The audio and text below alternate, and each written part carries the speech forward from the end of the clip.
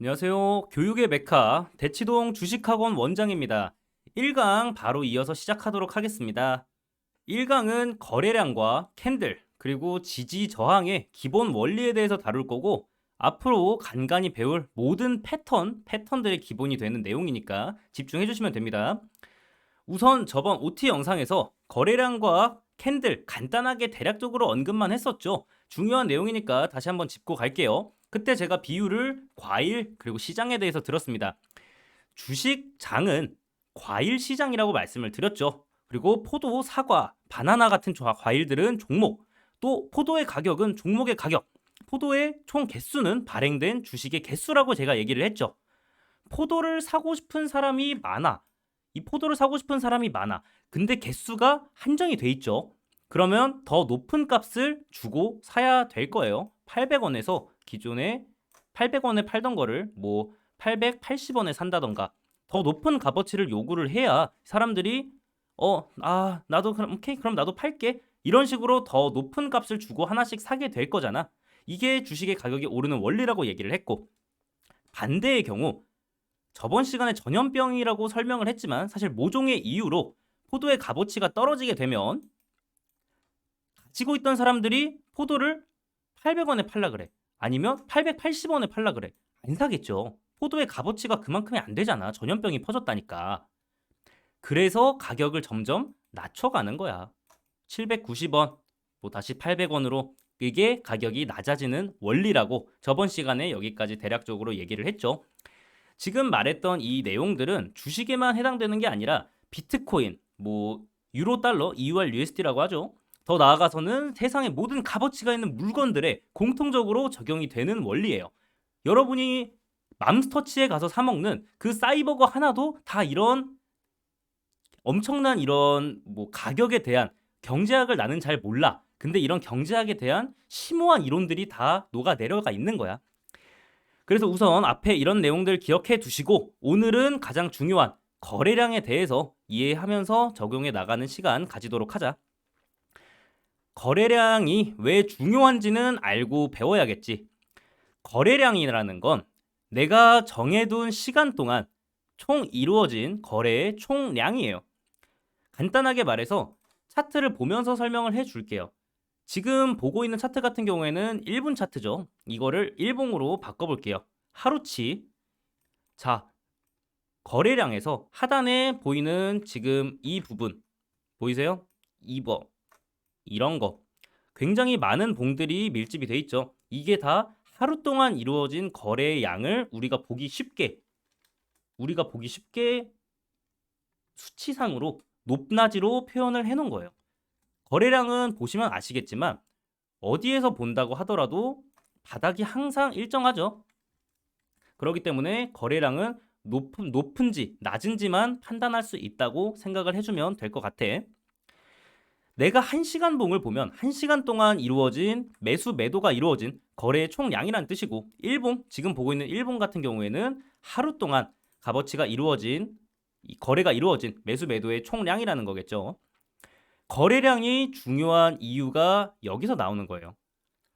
보세요. 하루 동안 이만큼이나 많은 양의 거래가 발생이 됐어. 이걸 다른 말로 풀어보면 뭐야? 사람들이 하루 동안 이 종목에 매수를 뭐 걸어놓건 매도를 걸어놓건 이 종목에 그만큼 관심을 쏟고 집중해서 눈여겨보고 있다는 뜻이에요. 집중해서 눈여겨본다면 당장에 이렇게 움직이진 않더라도 결국 사람들이 집중해서 눈여겨보는 사람들이 많아질수록 차트는 움직일 수밖에 없게 되겠지. 크게 상승 혹은 크게 하락이 나올 수 있다는 뜻으로 볼 수 있겠어요. 이해되셨어요? 오케이, 이해됐다고 생각을 하고 넘어갈게요. 내가 대답을 들을 순 없으니까. 자, 100주의 매수가 이루어지고 매수를 위의 해살표로 표시할게. 100주의 매수가 이루어지고 100주의 매도가 이루어지면 총 100번의 거래가 체결이 된 거지. 이렇게 발생된 거래를 묶어서 거래량이 100이라고 하는 거야. 어떤 말씀인지 되셨어요? 주식에서 보면 뭐 사진을 내가 가져온 거에는 나와 있지가 않는데 주식에서 아래 보면 뭐 1400K 아니면 뭐 13만 이런 식으로 거래량 밑에 가격이 적혀 있을 거예요. 이게 13만이면 13만 번 13만 주가 거래가 완료가 됐다는 뜻이에요. 어렵게 생각할 거 없고 뭐 주식에서 말하는 이 거래량이랑 그리고 지금 보고 있는 이 트레이딩 뷰라는 프로그램인데 앞으로 자주 보게 될 거예요. 이런 트레이딩 뷰에서 다루는 뭐 주식 종목이 됐던 아니면 뭐 코인 아니면 아까 말했던 EUR, USD 등 다양한 이런 종목들이 됐건 우리가 알고 있는 주식 뭐 키움증권이건 KB증권이건 삼성증권이건 이런 HTS 프로그램에서 보는 거랑 이런 진짜 차트 플랫폼에서 보는 거랑 거래량을 뜻하는 의미가 조금 달라요. 이거는 간단하게만 이해하고 가시면 돼요. 간단하게 얘기를 한번 해보자. 지금 차트가 봤을 때 거래량이라는 거는 주식에서 말하는 거래량, 즉 HTS 프로그램에서 말하는 거래량이라는 건 뭐냐면 잠깐 혼선이 있었네. 여길 볼게. 여기 보면 차트가 이렇게 음봉에서 양봉으로 전환이 됐어. 이렇게 될 때는 똑같이 봉 색깔을 따라가게 돼 있어. 위에 두 개가 일치를 하지. 이게 일반적으로 말하는 이 차트, 주식을 제외한 다른 모든 차트에서 통상되는 원리야. 거래량은 봉의 색깔에 따라 결정이 된다. 이게 일반적으로 너가 주식을 하건 아니면 다른 걸 하건 이 트레이딩 뷰라는 차트 프로그램을 통해서 봤을 때 혹은 코인을 하는 사람들이라면 바이낸스를 통해서 봤을 때 보여지는 거래량의 의미야. 근데 주식을 한번 살펴볼까? 주식 같은 경우에는 아까 내가 말했던 부분이랑 같은 부분이지. 이 부분에서 아까는 음봉에서 양봉으로 전환이 됐기 때문에 이 부분이 밑에는 거래량이 파란색 그리고 거래량이 빨간색으로 표시가 됐었지. 이 부분 거래량이 색깔을 반전돼서 아무튼 색깔이 달라진다고 생각을 하면 돼. 거래량이 바뀌었다, 색깔이 바뀌었다라고 생각을 하면 되는데 주식에서 의미하는 거래량은 이 전날에 이전 봉의 거래량에 대비해서 매수가 맞냐, 매도가 맞냐에 따라 결정이 돼. 지금 이거를 한번 보면 아까 여기에서는 반대로 음봉이 나와야 되는데 지금은 양봉이 돼 있지. 왜 양봉이냐? 이 전날에 이 전봉에 이루어졌던 이 거래량이 많지가 않았어. 보면 알 수 있을 거야. 이 거래량보다 더 많은 양의 거래가 이루어졌고 차트 자체는 내려갔다고 할지라도 더 많은 매수세가 있었다. 그래서 봉 색깔이 이런 식으로 양봉으로 바뀌게 되었다. 정도로만 생각해 주면 돼.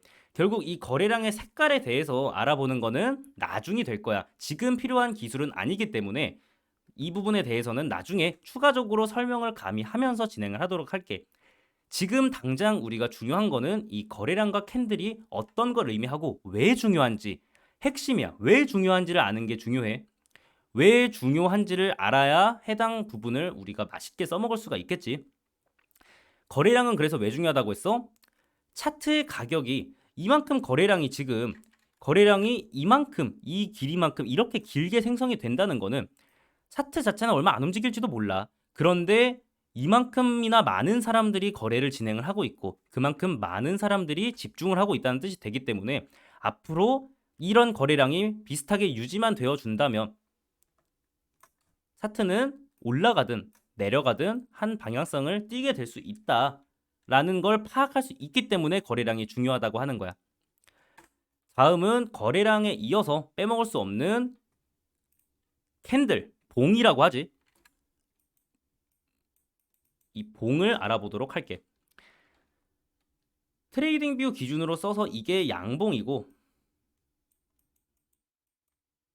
이게 음봉이야. 자, 한번 이렇게 놓고 얘기를 해보도록 하자. 앞에서 거래량 같은 경우에 바닥이 일정하고 높이에 따라서 거래량이 많았는지 적었는지를 보여준다고 얘기를 했지. 이렇게 거래가 발생이 되면 당연히 가격은 상승이 되거나 하락이 될 거야. 그거를 압축해서 보여주는 게 이 캔들이라는 녀석이야. 봉이라고 불리는 거죠. 거래가 발생돼서 가격이 상승하나 하락하나 결국 차트는 움직이게 되겠죠. 많이 상승하면 여기 보이는 것처럼 시가가 여기야. 차트가 양봉이니까 여기서 시작을 했겠지. 차트가 쭉 올라서 차트가 여기까지 점점 길어지게 되겠지.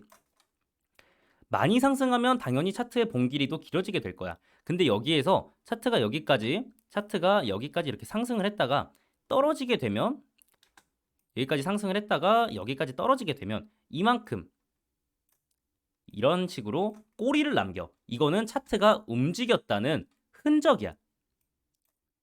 우리는 꼬리라고 부르기로 했어. 그리고 이 부분은 봉의 몸통이야. 앞으로 내가 몸통이라고 하면 이 색깔이 차 있는 부분이라고 생각을 해주면 돼. 꼬리라고 하면 길쭉하게 나와 있는 이 흔적이라고 생각을 해주면 될 거야. 자, 이 캔들의 거래량을 어떻게 대입을 하면 될까? 간단하게 말해줄게. 캔들은 핵심이야. 이 끝부분, 꼬리가 생기는 이 부분, 꼬리가 직접 맞닿아서 생기는 이 부분들이 가장 많은 거래가 이루어졌던 부분이야. 왜 그렇게 발생이 되냐? 자, 차트가 여기에서 시작을 했어. 차트가 뭐 내려갔다 올라갈 수도 있고 이런 식으로 움직이게 되겠지. 움직여서 차트가 결국 여기까지 올라갔어. 그 다음에 차트가 다시 내려가게 되겠지. 왜냐? 여기 꼬리가 생겼잖아. 꼬리가 생겼다는 거는 적어도 이만큼은 올라갔다가 내려가는 뜻이 된다는 걸 알겠지, 이제는. 그럼 적어도 차트가 이렇게 올라갔다가 내려가게 되겠지. 그 다음에 다시 올라갔다 내려갔는지는 몰라. 차트를 분 봉수를 조금 더 낮춰서 봐야겠지. 근데 적어도 지금 내가 그린 사진만 보더라도 이 부분에서는 최소 한 번 이상 더 가격이 내려와서 매수 매도가 더 발생이 되었을 거야. 매수 매도가 발생이 되었다는 거는 차트가 움직였다는 뜻이야. 차트가 움직이려면 항상 매수 매도가 발생이 돼야 돼. 그래서 이 부분에서는 거래가 가장 많이 몰리게 된다. 이 부분은 그냥 쭉 올라간 거잖아. 뭐 여기에서도 당연히 이런 식으로 움직였을 수는 있겠지. 근데 적어도 이 끝부분에서 통상적으로 거래량이 훨씬 높다. 이렇게 기억을 해주면 될 거야. 그럼 여기에서 재미난 요소를 하나 설명을 해줄게. 이거는 삼부토건, 요즘 많이 올랐던 종목이라 다들 눈여겨보고 있을 텐데 이 삼부토건이란 종목에서 이쪽 부분을 한번 살펴볼 거야. 자, 여기 내가 손으로 가리키고 있는 이 부분을 보면 정말 많은 봉들이 생성이 되었지. 보면 음봉으로 계속 꼬리가 이런 식으로 지속적으로 발생이 돼. 이런 식으로 꼬리가 양봉이건 음봉이건 계속 내려온단 말이야. 근데 일정한 이 지점, 이 부근을 뚫고 더 밑으로 내려가지는 못하고 있어. 그 말은 즉 여기에서는 살려고 하는 사람들이 굉장히 많다는 거야. 어떤 말인지 알겠지? 거래가 발생이 돼야 차트가 움직여. 근데 여기에서 더 이상 내려가지 못한다는 거는 여기서 사서 가격을 올리려는 사람들이 더 많다는 뜻이잖아. 그래서 이 부분은 사람들이 이쯤에서 많이 느낄 거야. 아, 여기는 사람들이 굉장히 많이 살려고 하는구나. 그러면 나도 여기 부분에서 사두면 괜찮겠는데? 라고 생각이 들 수도 있겠지. 자, 차트가 결국 어떻게 됐어? 올라갔다가 여기에서 이제 아래로 못 뚫었어. 그래서 가격이 어떠한 이유에 있어서건 올라갔지. 그 다음에 다시 내려왔어. 그 다음에 차트가 어느 정도 쭉 이어졌는데 사람들은 이 부근 여기 3,495원 가격이 이 정도 돼. 내가 체크를 해둘게. 이 빨간색 부근을 사람들은 매수세가 굉장히 많다라고 기억을 하고 있지. 이렇게 그어둔 차트는 앞으로 차트의 생성에 영향을 미치게 돼. 자, 여기 보이는 이 부분 보여? 차트가 결국 다시 올라가려고 했어. 근데 이 부분은 사람들이 여기는 사람들이 굉장히 많이 살라고 해 라고 하는 거는 그만큼 많은 사람들이 모여 있다는 거겠지.